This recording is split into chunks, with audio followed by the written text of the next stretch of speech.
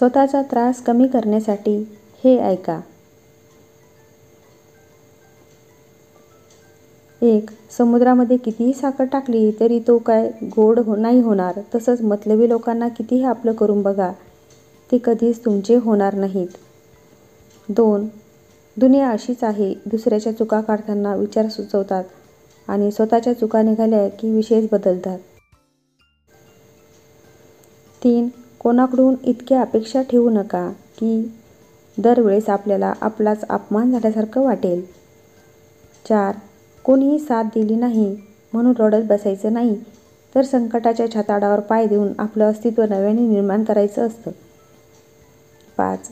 संस्कारासारखी श्रीमंती नाही आणि प्रामाणिकपणासारखा दुसरा दागिना नाही. ज्याच्याकडे या 2 गोष्टी आहेत तो खरा भाग्यवान. 6. जिथे तुम्ही चुकीचे नसता तिथे स्पष्टीकरण द्यायची गरज नसते. गरज असते ती फक्त दुर्लक्ष करण्याची. 7.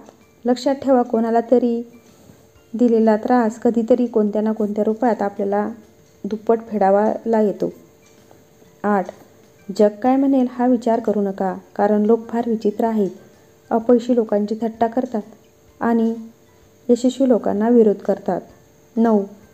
कधीकधी माणसाला त्याचा प्रामाणिकपणा आणि साधा स्वभाव खूप महागात पडतो आणि त्याच वेळेला असं वाटतं, मी कोणाचंच वाईट करत नाही तरीसुद्धा माझंच वाईट का होतंय? बरोबर आहे ना? 10. स्वतःच्या मनावर इतका ताबा असायला हवा की परिस्थिती कितीही वाईट असली तरी नेहमी स्वतःबद्दल आणि इतरांबद्दल चांगला विचार करता आला पाहिजे. 11. सांगावे त्याला जो कोणाला सांगणार नाही. मागावे त्याच्याकडे जो देईल स्वखुशीने, आवडीने. घ्यावे तेच जे मिळालं आहे.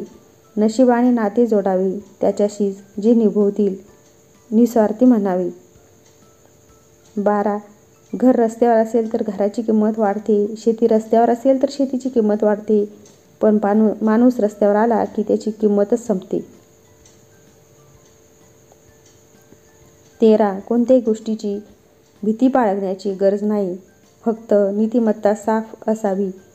परमेश्वर काटाही आपल्याला टोचू देणार नाही. 14. हे जीवन जगत असताना एक गोष्ट नेहमी लक्षात ठेवायची.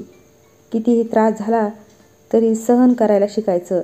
आनंद किंवा दुःख कधीही कायमस्वरूपी नसते.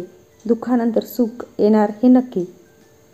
15. जीवन जगत असताना कायम सावध राहा, कारण लोक स्वतःच्या स्वार्थासाठी तुमच्यासोबत असल्याचं ढोंग करतात, नाटक करतात. 16. उलट उत्तर देणे कदाचित चुकीचे असू शकते, पण ऐकून घेत राहिल्यावर लोक बोलण्याची मर्यादा विसरून जातात. व्हिडिओला लाईक, शेअर आणि चॅनलला सबस्क्राईब करा. उद्याला पुन्हा भेटूया एका नवीन व्हिडिओसह. धन्यवाद.